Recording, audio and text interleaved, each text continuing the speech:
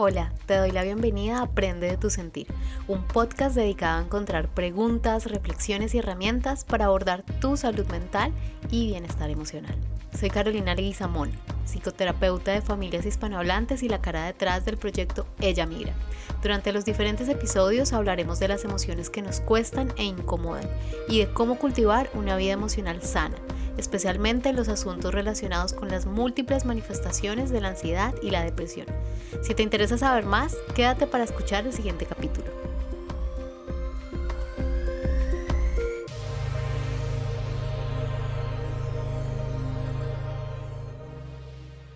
Hoy vamos a tener un episodio dedicado a un tema siempre complejo de asumir, de conversar, de encarar por parte de la sociedad y de diferentes estructuras de la sociedad, dentro de las cuales, por supuesto, está la estructura o el sistema de la familia, de la pareja y en la misma relación pedagógica y médica.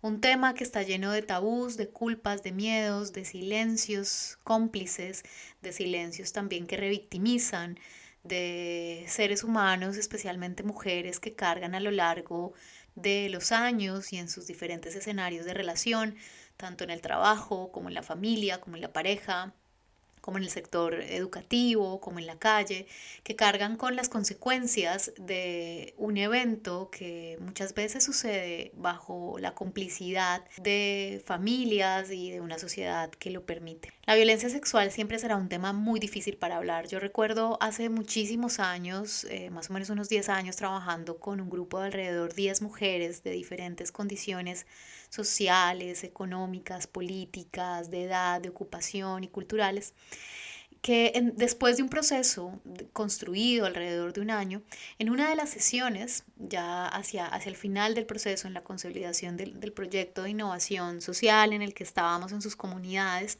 surgió el tema de los vínculos de las sexualidades y de la violencia sexual. De un grupo más o menos de 100 mujeres, el 95% de nosotras había vivido un evento de violencia sexual a lo largo de su vida. Y este evento no fue circunstancial. Se repitió a lo largo de los años en diferentes espacios públicos y privados, con diferentes actores, bajo la naturalización de ciertas prácticas como el morbosear, el coqueteo, la opinión sobre el cuerpo de la mujer, la opinión sobre su sexualidad. Y se repitió y se ha repetido y no hubo en su momento un espacio para hablar de ello. El 95% de 100 mujeres, eso me dejó pensando en ese momento y por supuesto en una revisión de mi propia vida y de las veces que por el ser mujer he sido expuesta a condiciones de violencia sexual. Luego de eso, hace poco tiempo, realmente, hace ya unos meses, a propósito el año pasado del Día por la Eliminación de la Violencia de Género, puse en mis stories de las cuentas de Ella Migra una pregunta y es: ¿cómo has vivido el fenómeno de la violencia sexual en tu vida y en qué momento te ha afectado? Yo honestamente tengo que decir que esperaba un par de respuestas, simplemente un par de relatos, un par de opiniones y de comentarios. Pero en una pregunta que dura circulando en las stories por 24 horas, me llegaron alrededor de 100 testimonios en ese momento.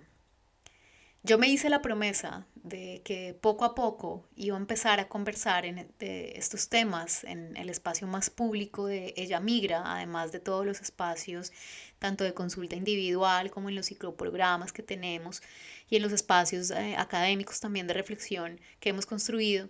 Me hice la promesa de que tenía que poner de una manera muy cuidadosa, muy estética, pero muy clara este tema.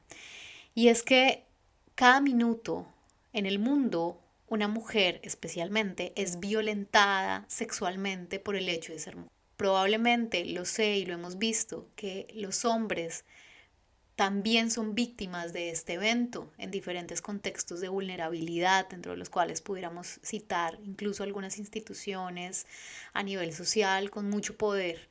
Sin embargo, hay que decir que las mujeres siguen siendo las principales víctimas de violencia sexual. Y allí en estos testimonios que me tardé leyendo y respondiendo uno a uno, más o menos, y no voy a exagerar, unos 4 meses por el cuidado que tengo cuando alguien llega con su historia, y esto lo sabe la gente que ha trabajado conmigo en espacios individuales o grupales de consulta, me tomo el tiempo amoroso de escuchar, de recibir y de retroalimentar cada proceso. En todas estas historias encontraba algunos factores denominadores, como por ejemplo que había un silencio cómplice en algunos miembros de las familias, había un silencio temeroso de enfrentar y de encarar ese tema, aun cuando le hubiera pasado a otro miembro de la familia, a otro miembro, digamos, del círculo en el que se estaba moviendo esta mujer. Otro factor denominador era que las personas que ejercían esta violencia sexual a través, por supuesto, de tocamientos, de comentarios relacionados también llegando a la violencia psicológica, a la violencia física y por supuesto a todos los actos que competen la violencia sexual, estas personas eran allegadas a la familia, eran o un vecino, o un tío, o un abuelo, o un amigo del papá, de la mamá, o un cuidador, o el hijo de una cuidadora, de un cuidador, o personas relacionadas con la persona que cuidaba a esta niña y a sus hermanos o hermanas en el momento en el que estaban, inquilinos, vecinos, amigos, todos personas cercanas. Y otro elemento que encontramos es que en el rastreo de esta historia nos dábamos cuenta que ese mismo perpetrador había hecho lo mismo con diferentes personas en la casa, a lo largo de la familia, en el vecindario, en las instituciones educativas, incluso en las oficinas. Esta misma persona sabía que el silencio era una de las características, el silencio culposo era una de las características que dejaba tras su experiencia de violentar la vida de estas mujeres, de violentar de manera sexual con todo lo que implica la vida de estas mujeres. Y un último factor denominador dificilísimo de tramitar es que ese silencio ya no solo era colectivo y social, sino era el mismo silencio que cargábamos en nuestra propia historia, que estas mujeres cargaban en su propia historia. Pasados los años prefería yo no hablar de ese tema, preferían ellas no hablar de ese tema, preferían no encarar esa situación por miedo, por culpa, porque ya no valía la pena después de tantos años, por miedo a que se rompiera un poco, entre comillas, la armonía de ese sistema o familiar o de relación ahí en ese contexto concreto, por supuesto la exposición de la que iban a ser presas y de la que vieron que otras mujeres que sí denunciaron fueron presas, ya fuera porque no se les creyera, porque se les revictimizaba, porque tenían que contarlo miles de veces. Un tema siempre difícil de conversar, con muchísimos matices, un tema que hay que hablar desde la infancia y para la infancia, niños, niñas, pero también mujeres, un tema que hay que hablar en diferentes escenarios de la vida cotidiana, un tema que cada minuto en el mundo deja una víctima. Es decir, estamos hablando de un fenómeno social que probablemente se ha naturalizado. Y este evento de violencia sexual es tan fuerte que incluso la Universidad Marshall acreditó un término propio para esta experiencia y esta real pandemia en el mundo que digamos que no discrimina familia, condición social, condición económica, condición cultural, condición identitaria. Y ese término que ellos acuñan es la cultura de la violación. Y ellos dicen que la cultura de la violación es un entorno en el que prevalece la violación y en el que la violencia sexual contra las mujeres se normaliza y se excusa en los medios de comunicación y la cultura popular. Y aquí vienen todos estos procesos realmente grotescos que naturalizamos alrededor de las canciones, de la música, de las novelas, e incluso de muchos cuentos, entre comillas, infantiles, de los reinados, de belleza, de niñas pequeñas, de adolescentes, de la sexualización de los cuerpos infantiles, de los cuerpos, quiero decir, de los niños y de las niñas desde temprana edad, una cultura que en los medios de comunicación también, digamos, promueve, ¿no? A través de la burla, de la no denuncia, de la volver exótico y de cosificar el cuerpo de la mujer, de cosificar la sexualidad. La cultura de la violación se perpetúa mediante el uso del lenguaje misógino Vamos a entrar un poco más en detalle sobre algunos conceptos clave que debes tener en cuenta con nuestro invitado. Así que acompáñame para empezar de a pocos a conversar en un tema muy difícil.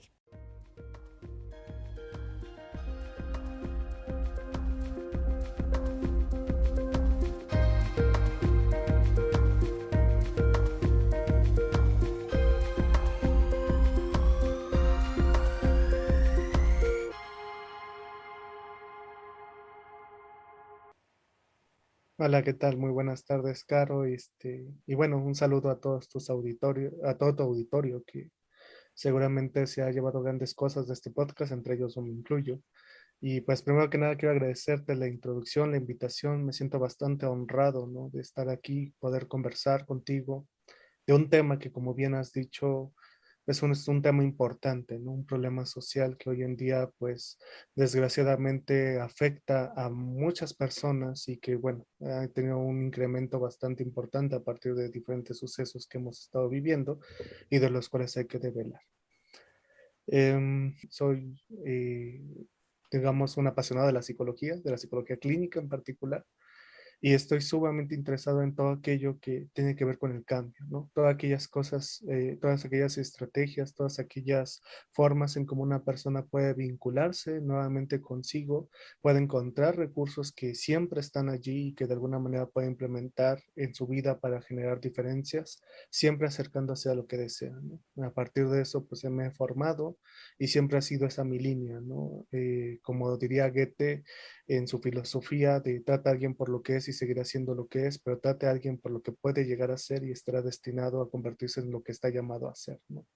Básicamente esa cita a mí me representa mucho porque creo que a veces en la vida hay sucesos que no nos tratan ni por lo que somos, sino por cosas que a lo mejor nos definen de una manera negativa, que nos invisibiliza en muchos sentidos, que nos subyugan en muchos sentidos de nuestras habilidades, deseos, valores y recursos, y que finalmente es importante empezar a darles la vuelta, empezar a generar otro tipo de interacciones y rescatar, ¿no? Aquello que nos da valor como seres humanos, porque finalmente creo que esa es una de las misiones, ¿no?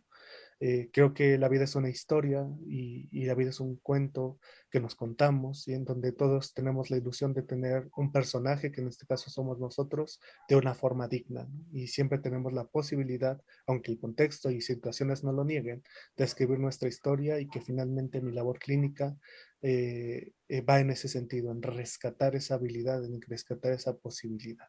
Paco, ¿cómo se puede definir la violencia sexual? Y aquí voy a citar una definición que manejan las Naciones Unidas en un documento que tienen ejecutivo para este tema en el 2021, en donde dicen, la violencia sexual incluye la explotación y abuso y se refiere a cualquier acto, intento o amenaza de naturaleza sexual que resulta en daño físico, psicológico, social y emocional. Y algo que notan mucho es la violencia sexual es una forma de poder y sometimiento que afecta particularmente a las mujeres. Cierro comillas, Mm. ONU 2021. Desde tu experiencia, además, tú también trabajas de manera formativa, quiero decir, en la docencia en este tema. ¿Cómo poder definir violencia sexual o qué agregarle a esta, digamos, vamos a llamar definición que cuenta una organización como las Naciones Unidas? Ujú.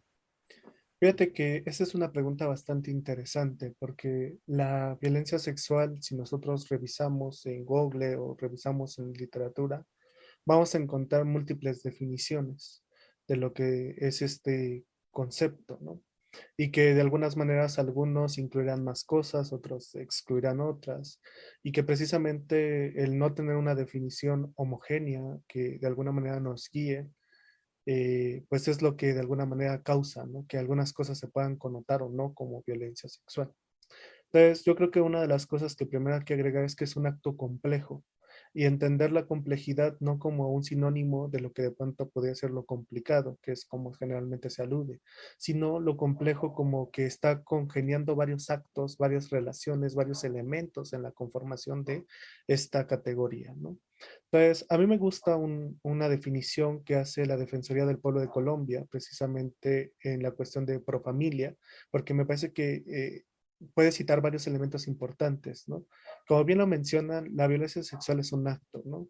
Que se da en una relación muy específica, en la cual esta relación es caracterizada por la violencia física, psíquica o moral, y la cual tiene como objetivo imponer una conducta sexual contra la voluntad, y eso es bien importante, de otra persona.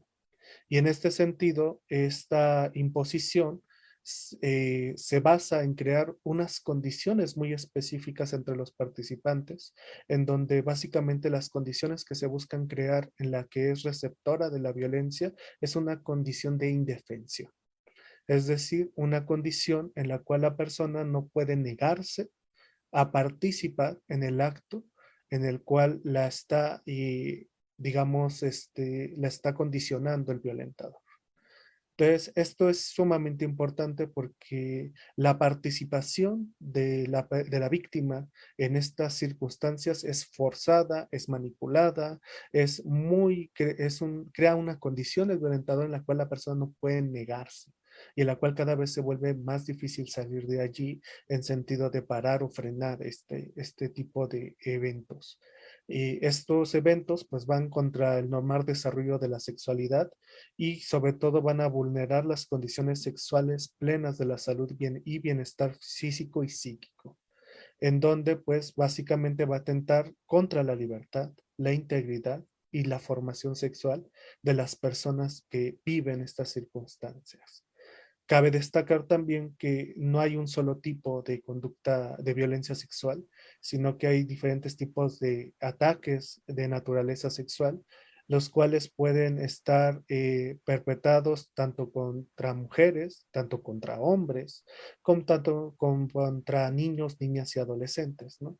Y estos ataques pueden ser de connotación física, es decir, un ataque físico sexualmente hablando, o un ataque donde no haya un contacto físico, ¿no? Sino más bien sea una cuestión que se obliga a la persona a presencia, pero que también tiene un efecto psicológico en ella, ¿no? Entonces, la repercusión de estos eventos son tanto para las víctimas como para los testigos o las personas que están a su alrededor, ¿no? Y en este sentido, pues causa efectos desestabilizadores profundos en comunidades y poblaciones. Ujú. Yo creo que esto es una de las definiciones más completas que yo me he encontrado, porque ya de pronto nos va diciendo qué hay que mantener como alerta, ¿no? Total, total, Paco. Y además que da elementos muy importantes para entender algo que es como desestigmatizar los contextos en los que ocurre, porque nos está hablando de relaciones de poder, que en general todos y Ujú. todas habitamos en relaciones de poder, en nuestras parejas, en nuestras familias, en el barrio, en la comunidad, ¿no? En donde nos encontremos. Nos está hablando de este elemento de complejidad, no en el sentido, como lo dices tú, de lo complicado, sino en el sentido de la cantidad, vamos a decir, de tramas que se relacionan desde lo afectivo, lo corporal, las diferentes condiciones socioculturales, y además me haces pensar en que esta definición nos lleva a distinciones importantes como el abuso, la coerción y la violencia como tal, ¿no? La violencia como este exceso que se termina también convirtiendo en un medio de control y de opresión, ¿no? En donde a través de diferentes medios y a veces medios sutiles, que es lo que pasa en muchos eventos de violencia sexual y paradójicos, ¿no? Se llega a mantener un patrón de abuso, ¿no?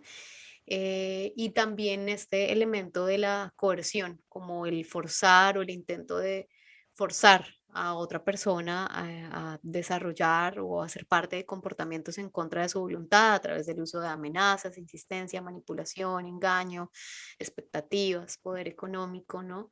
Y cuando tú introduces esta definición, Paco, me pongo a pensar en una idea que escucho un montón y es, claro. en algún momento, en algún taller decían, en algún taller de padres y madres de familia decían, no, pero es que el tema de violencia sexual puede que toque a algunos hogares, pero no a todos, porque la persona víctima de violencia sexual tiene un perfil específico, decían ellos. Y aquí va mi pregunta, Paco. ¿Hay una víctima, entre comillas, perfecta de violencia sexual? ¿Quiénes pueden ser víctimas de violencia sexual? Porque creo que parte del tabú también es como no, esto le pasa a tal persona que estuvo solo, traumatizado, que yo no sé qué, que quién sabe con quién vivía, que comportamientos sexuales no sé cómo, ¿no? Como esta tendencia nuestra a patologizar aquello de lo que no somos capaces de verbalizar, que de por sí ese ya sería la situación que deberíamos conversar, ¿no? Pero entonces hay una víctima, entre comillas, perfecta, deberíamos, hay un perfil de víctima de violencia sexual, podemos decir eso, y si ya pudiéramos ubicar algún tipo de condiciones de vulnerabilidad que son más predisponentes de una conducta de violencia sexual, ¿cuáles serían? Mm.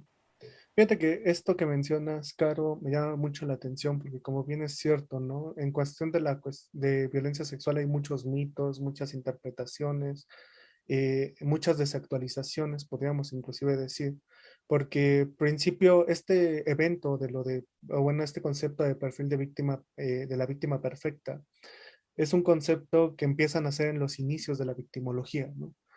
Cuando la victimología se empieza a separar de lo que era la criminología, empieza a buscar categorías y objetos de estudio y en una de esas circunstancias pues empieza a clasificar las víctimas como una situación inicial. Pero digamos, pasado de la victimología es muy criticado porque finalmente es muy difícil que de pronto definamos a las personas y sus vivencias y cómo procesan las mismas en una categoría de elementos, ¿no? En un checklist, ¿no? Entonces, precisamente cuando tú me mencionas esto de los perfiles, es muy, muy difícil, ¿no? Que, digamos, cuando menos en un perfil victimológico podamos encajar si ella es súper vulnerable por ciertas características de personalidad y si no tiene estos elementos no es víctima de abuso, sino más bien está simulando. Creo que eso pudiera causarnos como más conflictos que bondades, ¿no? Porque finalmente en la cuestión de la victimización operan varios factores, ¿no? Operan muchas cuestiones como del contexto, de la forma en cómo yo integro el evento, de cómo ocurrió el evento, que de alguna manera van a estar involucrados en la manera en cómo yo expreso, ¿no? Estas circunstancias. Entonces, en este sentido, la cuestión de víctima perfecta se ha cambiado más bien por elementos contextuales, sobre todo cuando surge la victimología estructural funcional que ya nos dicen, ok, más bien son como elementos del contexto que puedan hacer proclive, más no directamente dice es eso lo que va a causar, sino proclive a que vivan un evento de abuso sexual, ¿no? Y dentro de esos eventos, pues podemos citar algunos, tales como lo que menciona Barudi en su teoría, que son los estresores contextuales y familiares, ¿no? Si podemos citar a este autor, básicamente Barudi nos dice que es muy proclive que ocurran eventos de abuso sexual cuando las familias empiezan a experimentar muchos elementos estresores a nivel de economía, de problemas de salud, de situaciones de problemas en la relación de pareja, de situaciones tales como pueden ser despidos, digamos adicciones, ¿no? Básicamente, estos elementos pueden generar ciertas tensiones que pueden llegar a quebrar los sistemas de regulación familiar, ¿no? Por eso tan importante que trabajemos, ¿no? En estos sistemas de afrontamiento que de pronto tenemos ante las circunstancias. Otro elemento que los autores han destacado, pues es, por ejemplo, algunos problemas que tienen que ver con el apego y la familiaridad. Es decir, que tanto yo en una familia me siento vinculado con las personas que son mi familia, que tanto las identifico como familia, y en otro sentido, que tanto ellos pueden, digamos, enseñarme a respetar mis límites, a protegerme, ¿no? Que tanto me van diciendo qué es lo correcto, qué es lo incorrecto, qué sí debo de permitir en la interacción con otras personas, qué no debo de permitir, ¿no? Quiénes pueden ser las únicas personas que pueden entrar en contacto íntimo con ciertas partes de mi cuerpo, quiénes no. O sea, todo es lo que tiene que ver con educación sexual. que a veces es algo que es muy estigmatizado y no se enseña, pues en este sentido es un elemento fundamental, ¿no? Entre más yo sepa de mi cuerpo y entre más yo identifique qué personas pueden entrar a mi espacio y de qué manera pueden entrar, eso me va a llevar a generar mayores niveles de protección, ¿no? Otros elementos, pues también tienen que ver con cómo se socializa la cuestión del incesto, ¿no? Hay familias que de pronto en la cuestión de la norma del incesto, pues no, digamos de cierta manera, no la ven tan definitoria, ¿no? De que con la familia no se puede transgredir. Y en este sentido, más bien operan de forma contraria, ¿no? Y estos elementos también son importantes porque finalmente nos van definiendo cómo vamos a marcar límites con los otros, ¿no? Em, entonces, estos puntos que son más contextuales, la cultura, por ejemplo, también es un elemento fundamental. Por ejemplo, que tanto la cultura machista, ¿no? Que nos enseña a cosificar a las personas y a ponerles ciertos roles y ciertos deberes de servicio, son algo fundamental de la manera en cómo yo puedo mirar, ¿no? Al otro y cómo yo entiendo cómo me debo de relacionar con el otro. Cultura que se puede hacer representación, bueno, que se mantiene en mandatos machistas y que se representa en aspectos o productos tales como las canciones, como las novelas, como las lecturas, como también los infomerciales, ¿no? Que finalmente van marcando pautas y entendimientos de cómo yo puedo hacer o transgredir a otro, qué se puede connotar como transgresión, ¿no? Porque también eso es algo importante, cómo se normalizan ciertos aspectos que son violentos, pero que de alguna manera se han normalizado como formas de interacción graciosa. Entonces, en este sentido, podríamos decir que hay varios elementos muy puntuales, ¿no? Que van condicionando la existencia y presencia de este fenómeno, pero no están directamente ligados a, o en su totalidad, características de mi persona, sino más bien de cómo funcionan los contextos, ¿no?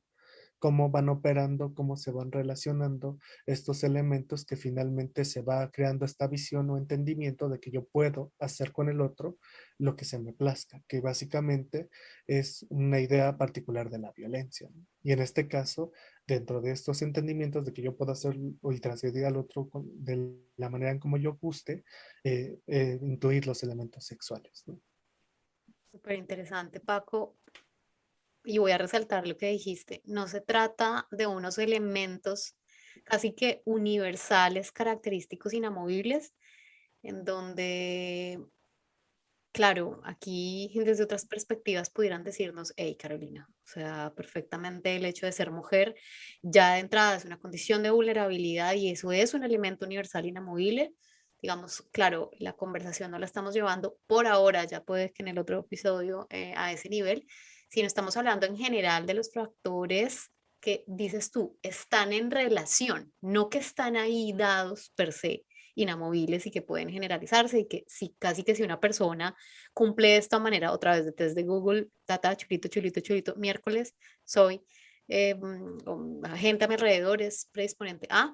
No estamos hablando de una lista así, sino estamos hablando, y quiero resaltar esto, como de las relaciones, de los factores que hay, ¿no? En un contexto, y tú nos hablas de algunos de esos factores, como, ¿no? El proceso de relación frente al vínculo en las relaciones primarias o en las relaciones de familia, ¿no? En lo que se haya dado o en lo que se esté dando. También de la vivencia de la sexualidad, ¿no? Porque claro, más allá de lo genital y de procesos biológicos, es el conocimiento, voy a poner esta palabra integral del cuerpo, pero también de las emociones. Por supuesto, también tú nos hablas de otro tipo de relaciones a nivel sociocultural, en donde nos citas ejemplos de esto que consumimos y que se va implantando en eso que desde otras perspectivas llamarían el inconsciente colectivo como una suerte de mandato y que está detrás de las novelas, la música, de diferente tipo, pero bueno, ya cada quien podrá reconocer el tipo de música que especialmente legitima prácticas de sumisión, de poder, de indefensión, ¿no? Y que finalmente son contextos en los que de una u otra manera somos socializados y socializadas, ¿no? Em, Paco, y en este panorama, porque llega una víctima a silenciarse por tanto tiempo o tal vez por toda la vida. Y otra vez estoy volviendo a estos ejemplos de hombres y mujeres que en su adultez dicen, miércoles, esto me está disparando, esta interacción concreta, este evento concreto o en este momento de mi vida, siento que me está disparando un recuerdo de un evento que tuve, que no pude cerrar, frente al cual en su momento no pude actuar, frente al cual probablemente gente alrededor que todavía tengo que ver actuó como cómplice, ya sea porque lo vio y no dijo nada o porque se hizo el que pasó, aquí no pasó, ¿no? Entonces, ¿por qué nos cuesta tanto hablar de esto y por qué lo silenciamos por mucho tiempo o por toda la vida hasta el punto que la adultez vuelve a visitarnos esto? Sí, claro. Mira, hay muchas explicaciones por las cuales una persona que ha sido víctima de violencia sexual lo silencia, ¿no? Y que puedo ir como identificando según el autor. Brenner, por ejemplo, nos invita a pensar en los aspectos culturales que de alguna manera nos dan marco de movimiento y entendimiento de los sucesos, ¿no? Pensaba precisamente en esto que mencionabas hace un momento, ¿no? De que sí es verdad, ¿no? Ser mujer, ser niño, ser niña, ser adolescente o tener discapacidad, pues de alguna manera ya predispone a que puedas tener un alto índice, ¿no? De ser víctima de violencia sexual. La idea sería preguntarnos por qué o qué hace, ¿no? Que de pronto el hecho de que yo vea un niño, una niña, una mujer, alguien con discapacidad, me la vea como un objetivo viable. Y eso tiene que ver con premisas culturales. Y entonces una de las situaciones que hace que las personas guarden silencio, pues tiene que ver con esto y es la estigmatización, ¿no? Hay muchos significados que se van a atribuir al momento de que yo de pronto confiese haber sido víctima de este suceso. Y quizás uno de los más crueles y de los que es importante empezar a deconstruir es que yo lo gané, ¿no? O yo fui la responsable, yo fui el responsable. Fue por mi culpa que pasó. Porque algo que pasa en los países latinoamericanos y quizás también en otros países es que pues el responsable parece ser siempre la víctima y el victimario queda como invisibilizado, ¿no? En cuanto a su responsabilidad se refiere en el acto. Y esto pues puede deberse por un sesgo que se llama el sesgo del mundo justo, ¿no? Es decir, si a mí me pasó algo malo es porque hice algo malo. Y no necesariamente es así, ¿no? O sea, hay injusticia, hay cuestiones políticas, hay responsabilidades del victimario que de alguna manera quedan invisibilizadas ante ciertos discursos y ante ciertas premisas que de alguna manera tienen que ver con el patriarcalismo y que tienen que ver con el machismo y tienen que ver con muchas otras cosas más. Eso por una parte. Ya viéndolo un poquito más a la parte micro y hablando directamente de la relación víctima-victimario, Barudi y Nanani nos dicen que el tipo de relación, ¿no? Que de pronto se establece en una violencia sexual es muy específica. Y esta relación es de tipo violencia-castigo, que básicamente es una relación unidireccional donde la persona que ostenta el acto violento, pues tiene todo el poder y busca tener todo el poder sobre la víctima. Y de verdad son buenos haciendo eso, ¿no? Son buenos buscando aislar a la víctima, captar a la víctima, manipular a la víctima. Y entre ellos, una de las situaciones que se utiliza mucho es el tipo de comunicación que el victimario emplea, ¿no? Sobre la víctima y que ellos le conocen o le dan el nombre de hechizo, que básicamente es una interacción en donde el abusador utiliza todos los medios posibles para tomar el control psicológico de la víctima y programar en ella lo que él quiere y le sirve para mantener la relación abusiva. Y eso puede ser en violencia sexual como en cualquier tipo de violencia. O sea, el que ejerce un tipo de abuso es buenísimo, sabe muy bien cómo crear las condiciones para que la persona deje de lado sus valores, sus juicios, sus relaciones, para que él pueda tener el control, ¿no? Y seguirla teniendo las ganancias que implica el abuso. Entonces, en esa parte del hechizo hay un elemento de la comunicación que se llama el elemento de castigo, ¿no? Y básicamente es una forma lingüística, una maniobra que utiliza el violentador para decir, si tú hablas, te puede pasar algo peor de lo que estás viviendo si callas. Y entonces eso es una idea que se implanta. en las personas que son víctimas de abuso sexual. El hecho de que si yo hablo, pido ayuda, me va a ir peor. Le va a pasar algo a mi familia, me va a pasar algo a mí, me van a despreciar, le puede pasar algo al victimario que se disfraza como la persona más importante en mi vida y entonces me obliga a protegerlo. También hay otras interacciones, como puede ser la parte de hacerla responsable de lo que yo hago, y eso es algo que utilizan mucho en programación. Yo tengo el poder, yo decido qué hacer, pero si tú te estás sufriendo es por tu culpa. Entonces hacen ese tipo de juegos que también de alguna forma responsabilizan a la víctima y por lo tanto también tienden a sentirse juzgada.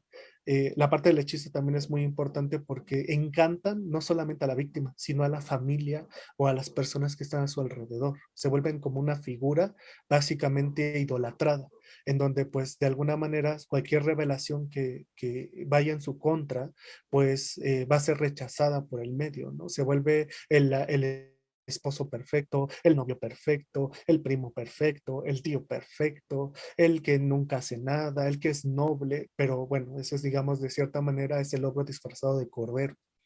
Y entonces eso hace de alguna manera que sea más difícil revelar, porque tiene tanta influencia y poder este sujeto que si tú dices algo, pues puede ser sometido a la estigmatización, a la crítica, a la retractación. Y en algunas condiciones familiares se juega una inversión, que es importante esta dinámica, una inversión de la ley social versus la ley familiar. Todos sabemos que hay distintos tipos de ley, ¿no? La ley que nos rige a nosotros y que nos ayuda a cuidar nuestros derechos y la ley que nuestra familia impone, ¿no? Que son las reglas particulares con las cuales nuestra familia se organiza y se maneja, ¿no? En los casos de abuso sexual hay una inversión, ¿no? Donde la ley social que me dice que yo no debo ser vulnerada, que yo no debo ser lastimada, que yo no debo de vivir cierto tipo de actos que me causen sufrimiento y laceramiento o que de alguna manera me lastimen, esta ley social que dice que yo no tengo que pasar por esto, se ve subyugada ante la ley familiar, en donde dice, esto es lo más importante, y si mi ley familiar dice, tienes que cuidar, respetar a tu familia, tienes que protegerla, tienes que, no sé, estar junto a tu persona porque te decidiste casar con ella y el matrimonio es sumamente importante, entonces, digamos, es la ley que debes de escuchar, no tanto la otra. Entonces, estos movimientos pues van generando sistemas de atrapamiento en donde la víctima particularmente pues se ve un tanto imposibilitada porque finalmente, una, tengo la programación de mi violentador que me dice, si revelas, te puede ir peor.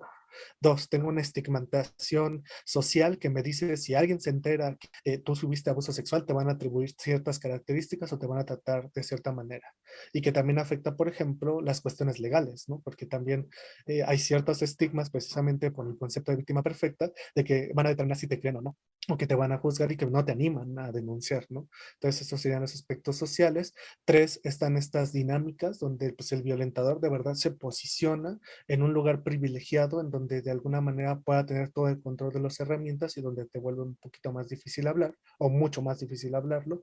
Y tres, pues esta responsabilidad y esta parte de que te culpan, ¿no? De que tú eres la responsable, donde tú te programan, donde que solamente tú puedas ver que tú estás haciendo cosas malas para haberte ganado eso, que son tácticas de control del propio abusador y que finalmente, pues en este sentido, pues puedes tomar una concepción de merecedora a vivir esto o merecedora a vivir esto, sumado a una ley familiar que está sobreexaltada versus otro tipo de leyes o marcos que nos pueden dar otra perspectiva.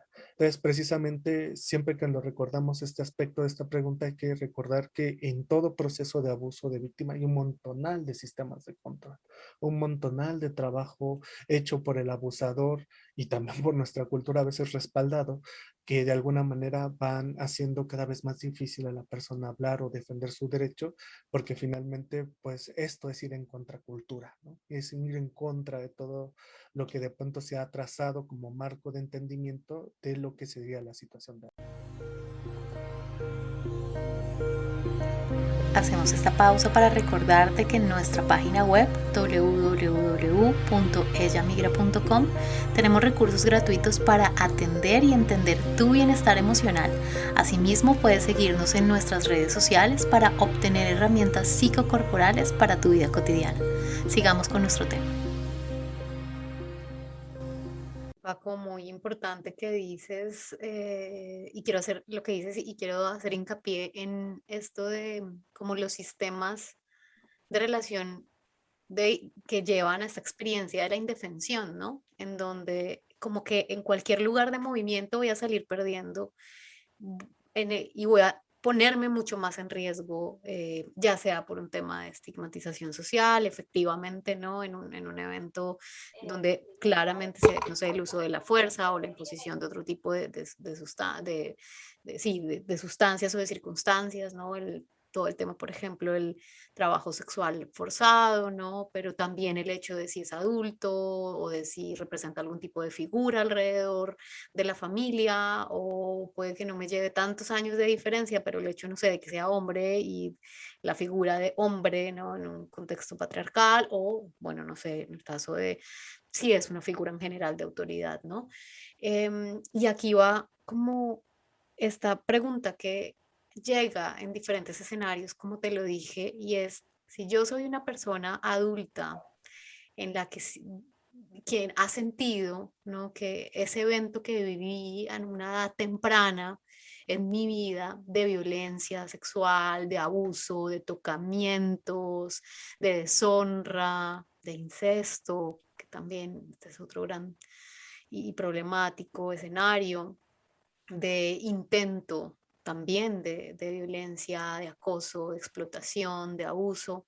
Si yo he vivido algún tipo, si viví algún tipo de estas circunstancias y hoy digo, siento que aún me afecta, siento que aún interfiere, ¿no? ¿Cómo pudiera empezar a trabajar esto que me está pasando y cuál sería ese espacio adecuado para conversar alrededor de esto?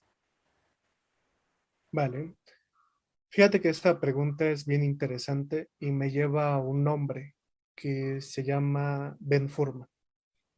Ben Furman es un terapeuta que es muy afín a mi modelo y en algún momento en un programa de radio, él le preguntaba precisamente a las víctimas que habían tenido estas circunstancias, pues precisamente sobre su experiencia y lanzó algunas preguntas que tenían que ver con cómo ellas hicieron para que pese a que hayan tenido esta interacción, sobrevivían a la misma.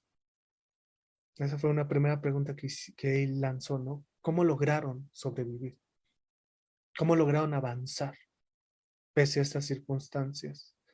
Dos, ¿qué les había ayudado en ese momento que les permitió realizar este avance? Y tres, ¿cómo superaron? Y entonces lanzó esas preguntas y recibió un montonal de respuestas muy interesantes que él plasmó en un libro que se llama, precisamente con lo que mencionábamos al principio, Nunca es tarde para tener una infancia feliz. Y es un libro que recomiendo en demasía y que finalmente vierte, ¿no? Cómo las personas que habían sido víctimas de sucesos fuertes en su vida, infantiles o de alguna manera también en la adolescencia o en la etapa adulta, encontraron mecanismos para sobresalir, para salir adelante, ¿no? Porque como bien diría los autores, nadie queda impune, ¿no? Ante una circunstancia, nadie queda sin hacer nada ante una injusticia. Siempre hacemos cosas, siempre actuamos, ¿no? Inclusive, por ejemplo, Pereda, que es una autora que me gusta, decía que los síntomas que nosotros de pronto podemos llegar a manifestar son evidencias de nuestro cuerpo, de nuestra psique, de cuestiones de resistencia, ¿no? Para no volver a una circunstancia de violencia, ¿no? Y precisamente tomando estas ideas y sobre todo mencionando las de Ben Furman encontró una serie de características que ayudaban a las personas y las enlistó. Y entonces él menciona que un elemento principal fueron los cuidadores. Las personas lograban haber superado estas experiencias, haber enfrentado estas experiencias, haber encontrado formas digamos, de cierta manera, vivir mejor su vida al recordar a aquellas personas que sí les escucharon, que sí les apoyaron y que de alguna manera les dieron voz o escucha o consejos importantes en sus vidas para sentirse como acunadas, ¿no?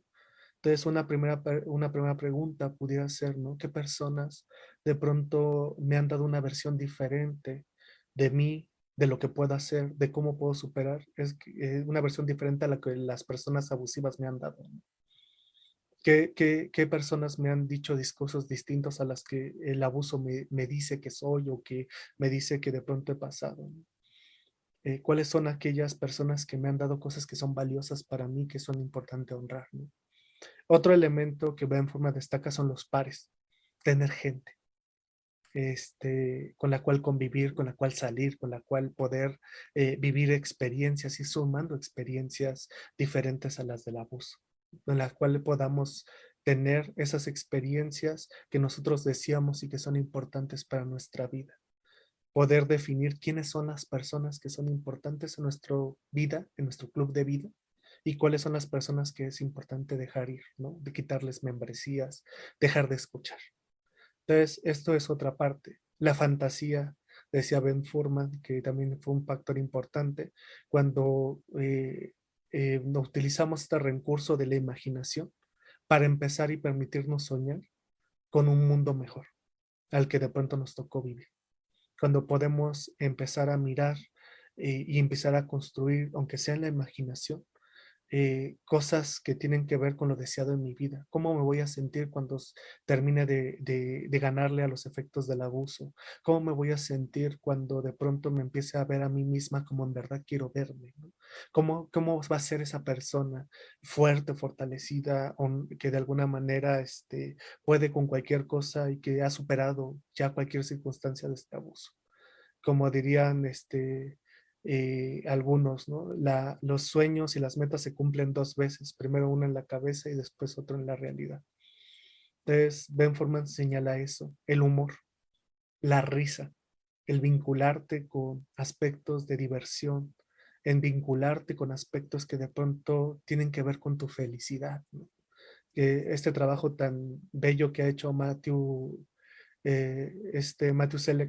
Seligman, perdón, que tiene que ver con la psicología positiva, ¿no? ¿Qué me hace feliz? ¿Qué me hace estar orgulloso de mí? ¿Qué cosas son las que disfruto día a día? ¿Qué cosa pequeña que hice en el día es algo de lo cual me siento sumamente orgulloso? ¿Qué pensamientos son aquellos que me traen más paz, ¿no? Empezarnos a conocer en ese nivel, ¿no? Porque a lo mejor nos conocemos en el territorio de la tristeza o en el territorio de los malos eventos, pero ¿qué tanto nos conocemos en los otros territorios? ¿Qué tanto yo me conozco en lo que me hace feliz? ¿Qué tanto yo me conozco en lo que me da placer? ¿Qué tanto yo me conozco en las pequeñas sensaciones de la vida cotidiana? ¿O qué tanto yo conozco de las cosas de las cuales me siento sumamente agradecido de lo que hoy estoy viviendo, ¿no?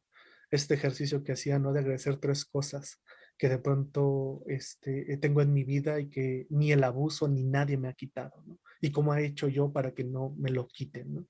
La orientación a futuro siempre es algo que en soluciones manejamos y que Ben Forman también la destaca. Esta parte de mirar a lo que quiero, no a lo que no quiero, que es una diferencia muy importante, ¿no? Mirar lo que no quiero que me pase o lo que no quiero vivir generalmente invita a la ansiedad, pero mirar a lo que yo quiero vivir, a lo que sí quiero que pase, a lo que sí quiero que esté conmigo, generar esa anticipación hacia lo que de verdad deseo en mi vida, invita a que de pronto traigamos la fe, a que traigamos el sentido, ¿no? De seguir avanzando.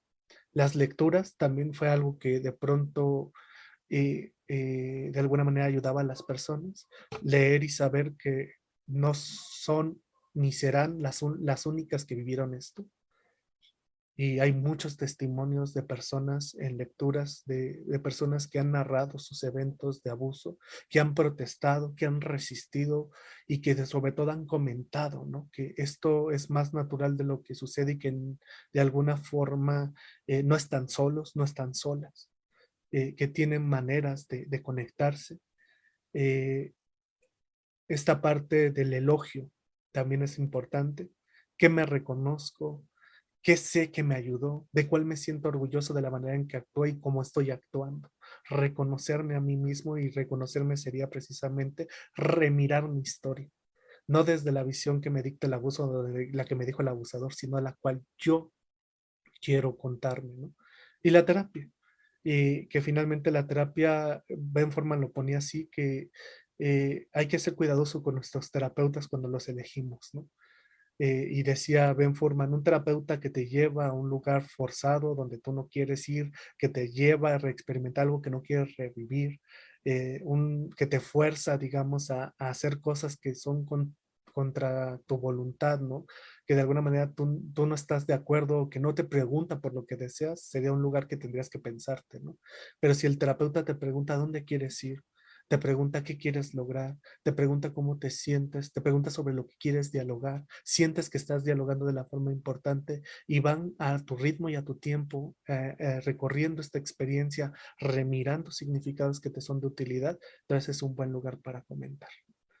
Entonces la terapia de Ben Forman nos ayuda y aquí yo pudiera añadir un concepto también que me encanta, que es el de fusión cognitiva y la difusión cognitiva. Estos son conceptos de la terapia de aceptación y compromiso y básicamente nos dicen que hay una diferencia muy grande entre lo que pienso que soy y lo que soy. Y eso se llama función cognitiva, ¿no? Cuando yo pienso que soy lo que pienso, es decir, si me pienso perdedor y me siento perdedor, eso sería un error, porque los pensamientos jamás van a llevar a describir lo grande o la esencia de mi persona. Entonces es importante defusionar ese tipo de pensamientos, ¿no? Y en este caso, defusionar también los discursos de mi abusador. Yo no soy lo que mi abusador dice. Yo no soy lo que la cultura dice. Yo no soy lo que la estigmatización dice. Yo soy más cosas.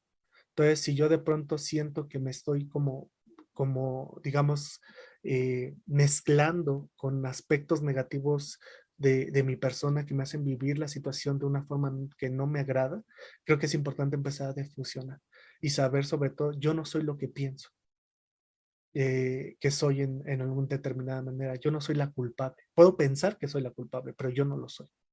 Y sé que en mi discurso, en mi experiencia, tengo varios elementos para decir, ¿sabes qué? Yo no originé esto. Esto fue por una cuestión de decisión de otra persona y yo más bien soy la fuerza, la perseverancia, la resistencia, la lucha constante en mi vida. Yo soy lo que decido que quiero integrar en mi vida. Y que bueno, este proceso de alguna forma lo podemos hacer acompañados de personas significativas para nosotros, de los terapeutas y especialistas, de la espiritualidad y la fe, de todo aquello que te cause sentido y que sea de utilidad, ¿no? Entonces, en ese sentido, serían algunas cosas que me llegan a mi mente cuando me preguntas esto, de este libro de Ben Ford.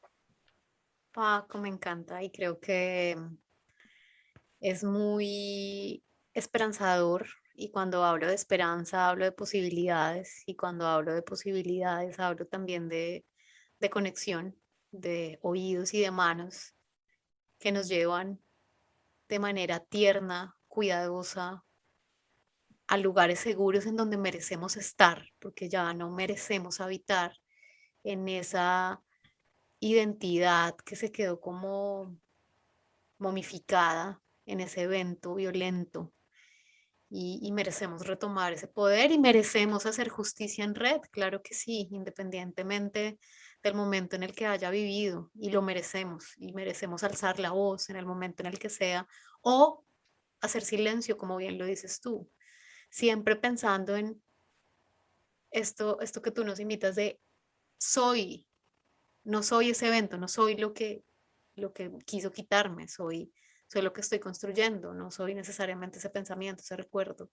Y la psicoterapia, como dices tú, y en eso súper de acuerdo, un llamado a buscar espacios psicoterapéuticos de los cuales podamos saber su perspectiva humana, metodológica, epistemológica, y no rendirnos, ¿no? Porque también he encontrado que alguna gente dice como, ah, no, empecé en psicoterapia, esto no me gustó, lo que sea. Claro que somos humanos, la relación psicoterapéutica en sí es una relación como cualquier otra que se construye y se va reconstruyendo, cambiando, rediseñando. Y esto para decir, pues no nos rindamos en la búsqueda de relación, ¿no? Si de repente una perspectiva, una persona no fluyó en mí, Bueno, por favor, no nos rindamos, ¿no? Vayamos a otras y uno de los objetivos de Aprende de tu sentir y de Ella Migra es generar espacios en donde la salud mental y el bienestar emocional sea viral. De ahí a que trabajamos por hacer recursos gratuitos de calidad en estas líneas, pero también invitar colegas de quienes soy testigo de su humanidad, de su ética, de su belleza, de su inteligencia, de su sensibilidad, como las personas que han participado y que participarán en este espacio, y por supuesto como Paco, a quien como hombre profesional y alma, eh, yo recomiendo mucho, me conectas, Paco, a kilómetros de distancia. Y bueno, esto para decir que vamos a tener un segundo capítulo en donde vamos a profundizar en algunos elementos de la violencia sexual, ya aterrizándolo a un contexto que requiere unos matices también más concretos y si pudiera decirlo de alguna manera, de coger con pinzas algunos elementos que es la violencia sexual en la infancia. De eso nos va a acompañar Paco en un siguiente episodio. Muchísimas gracias, Paco, por estar acá. Gracias a las personas que nos van a escuchar y por favor déjenos sus comentarios, invitaciones, algo que quieran saber específico con respecto a este tema, que podamos seguir retomando en el siguiente capítulo. Y no se les olvide visitar también el psicoblog en www.ellamigra.com y asimismo no se les olvide los procesos de formación actuales y los que van a venir del Círculo de Estudios Sistémicos y Ideológicos de México. Paco, para cerrar dos cosas. Uno, déjanos algún lugar donde te podamos encontrar virtualmente, quiero decir. Y dos, un mensaje de cierre para este capítulo. Claro, pues un lugar donde pudieran conectarme, pues es especialmente en la página del Círculo, en el Círculo de Estudios Sistémicos y Dialógicos de México, es así como nos pueden encontrar en Facebook. Siempre estoy como muy al pendiente, ¿no? De las preguntas, de las redes, de los contactos y ahí pudieran localizarme. También en mi correo, ¿no? Que es francisco-sic@hotmail.com. Ahí también cualquier duda, comentario será bien recibido. Y pues bueno, ¿no? Finalmente en lo que podamos colaborar. La idea siempre va a ser dejar el mundo un poquito mejor de como lo venimos a encontrar, ¿no? Crear diferencias. Yo siempre he pensado que mi trabajo es quedarme sin trabajo, en donde finalmente lleguemos en un punto en donde las personas puedan andar, puedan activar sus recursos, puedan activar sus potencialidades, sus posibilidades que siempre guardan, ¿no? Y en relación a esto, pues una frase que pues, la podría cerrar son esta parte de que decía Chaplin, ¿no? De este, nada dura para siempre, ni siquiera los problemas. Entonces, creo que estas circunstancias siempre vamos a encontrar una posibilidad, una esperanza que ahí está oculta, pero entre más brillo le otorguemos, más posibilidades tenemos de conducirnos. Y siempre mencionar esto que acabas de decir y que se liga al título del libro de Forman, ¿no? De nunca es tarde para vivir una infancia feliz. Yo lo sentiría, nunca es tarde para vivir. Nunca es tarde para vivir lo que deseamos, lo que de alguna manera nos es preferido, lo que de alguna manera nos es deseado. Nunca es tarde para nada. Siempre hay formas en cómo podemos empezar a vivir lo que nos hace sentir.